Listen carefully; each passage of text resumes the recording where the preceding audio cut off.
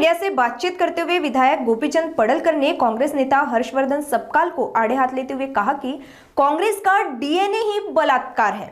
दरअसल कांग्रेस नेता हर्षवर्धन सपकाल ने सोलापुर दौरे में एक सभा के दौरान भाजपा प्रशासन पर तंज कसते हुए कहा था कि भारतीय जनता पार्टी यानी बलात्कारी पार्टी। सपकाल के इसी बयान पर पलटवार करते हुए गोपीचंद पडलकर ने कांग्रेस पर गंभीर आरोप लगाया। आगे पडलकर ने सपकाल द्वारा मुख्यमंत्री पर की गई टिप्पणी को लेकर भी अपना कड़ा रुख रखते हुए कहा कि पिछले 10 वर्षों से देवाभाऊ के नेतृत्व में महाराष्ट्र में कई विकास बदलाव किए गए। गौर से सुने आगे और क्या कुछ कहना है गोपीचंद पडलकर इनका। काँग्रेसचा डीएनएच बलात्काराचा असल्यामुळं काँग्रेसवाल्यांना सगळीकडे असंच दिसतंय। काँग्रेसच्या नेतृत्वाने हेच उद्योग केलेले आहेत। आईश करणं, मजा मारणं, सत्तेचा उपभोग घेणं, सत्तेतून पैसा मिळवणं, त्या पैशातून परत सत्ता मिळवणं। परंतु 2014 ला नरेंद्र मोदी साहेब या देशामध्ये नेतृत्व म्हणून पुढे आले आणि काँग्रेसचं पूर्णपणे दुकान बंद झालेलं आहे आणि त्यामुळे काँग्रेसकडे आता फक्त आणि फक्त भाजपवरती खालच्या पातळीवरती जाऊन टीका करण्याशिवाय दुसरा कुठलाही त्यांच्याकडे पर्याय उरलेला नाही।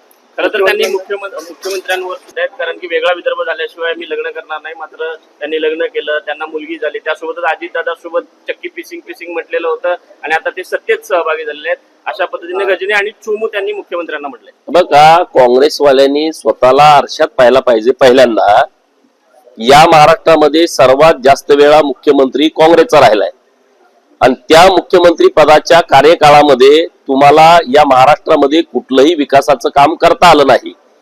गेल्या 10 वर्षामध्ये देवाभाऊंच्या नेतृत्वामध्ये संपूर्ण महाराष्ट्र बदलतोय। महाराष्ट्रातील राजकारण पूर्णपणे बदलतंय।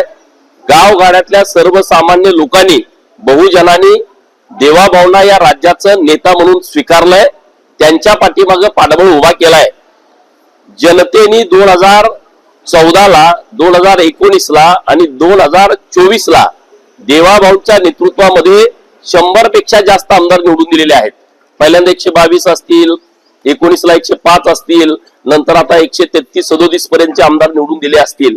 त्यामुळे या काँग्रेसवाल्यांच्या असल्या कुठल्याही बोलण्याला फार महत्व राहत नाही। त्यांच्याकडे कुठलं या महाराष्ट्राचं विजन नाही। आता बोलायचं काय? मग चला बातम्या येण्यासाठी खालच्या पातळीवरती जाऊन माननीय देवाभाऊंच्या वरती टीका करा। अरे, देवाभाऊंनी जे गेल्या 10 वर्षात काम केलंय त्यातलं 1% जरी तुम्ही काम केलं असतं तर लोकांनी तुम्हाला थोडंफार मानलं असतं।